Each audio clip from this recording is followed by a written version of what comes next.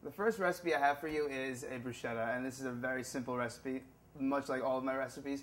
It only includes tomatoes, balsamic vinegar, olive oil, red onion, and basil. And you'll notice I've actually cooked these before, but these ingredients go a long way in a ton of recipes, and they never get old. We're going to start off with my first two ingredients, and they're the tomatoes and the red onion. I'm making this for 2 people, so I'm going to use 2 small tomatoes and a half of an onion. If you want to use a small onion, go for it. First off, I'm going to start off and start cutting my tomato, and you want to cut them as small or as big as you want.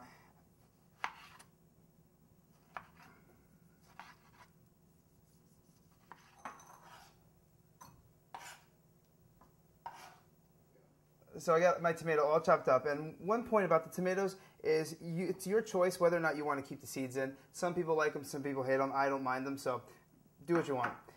Second thing I'm going to do is cut the onion.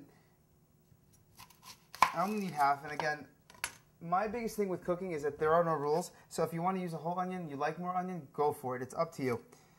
So I'm going to give this a quick chop, and you want to keep it about the same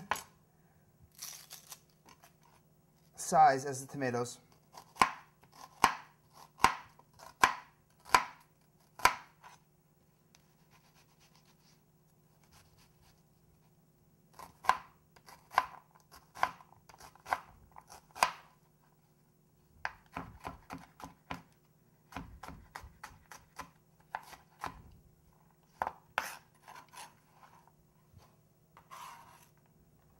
Now with the tomato and onion chopped up, I have more than half my salad done. Next, I have a fancy word for you. I'm going to chiffonade some basil. And all chiffonade is, it's stacking any leafy green vegetable on top of one another. And try not to get it too thick, otherwise you won't be able to roll it. And once you have it rolled, you cut it across and you get these fine ribbons. Now, if you want to go a little further in the history, chiffonade comes from the French word, which means rags, because it looks like rags. And we're going to dump that. Again, I'm putting about a cup of basil in here, and herbs are one of the things that I love to cook with, so anytime I have the chance to use them, I put a ton in. So I put about a cup of it. You can do as little or as much as you want.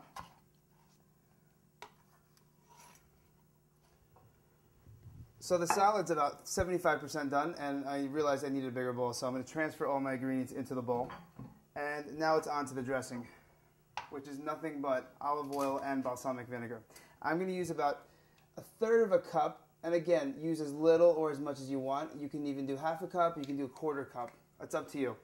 I'm going to pour it right over the salad, and then I'm going to do about 1/3 of a cup of balsamic vinegar. Again, use as little or as much as you want. Just about eye level. And remember, anytime you measure any liquid, make sure it's on a steady, flat surface so you can get an accurate read on whatever you're measuring. Pour it right over. I'm going to use a little less. And my roommate taught me something really great. Spice is awesome in anything you cook, so it's up to you. I love to just crack open some red chili pepper right over it. And if you want it really spicy, go for it. I like it kind of mild. Lastly, all you need is salt and pepper. Now make sure you always season your food. Never forget the salt and pepper. And that's it. So just grab a spoon or spatula and just mix up your salad. And there you have the topping to the perfect, easiest bruschetta. I actually made this for the pickiest eater that I know whose diet consists of basically candy. Joe, you know who you are. And he still talks about this recipe. It is the absolute easiest recipe to make, and you're going to impress your friends, and they'll never know that it took you about 5 minutes to make. Bruschetta actually doesn't mean the topping. Bruschetta is sliced Italian bread with olive oil and toasted or grilled. So the best thing to serve this in and to make it a true bruschetta is Italian bread. So just toast up some Italian bread or any bread. So about half hour is more than enough time for those onions and tomatoes to be marinating. And the next and absolute best thing to do is eat. Obviously my favorite thing to do. And just take a little bit, as much or as little as you want, and that's going to be a phrase you're going to hear a lot from me. Just take it and put it right on the bread. And mangia. Eat. It's awesome.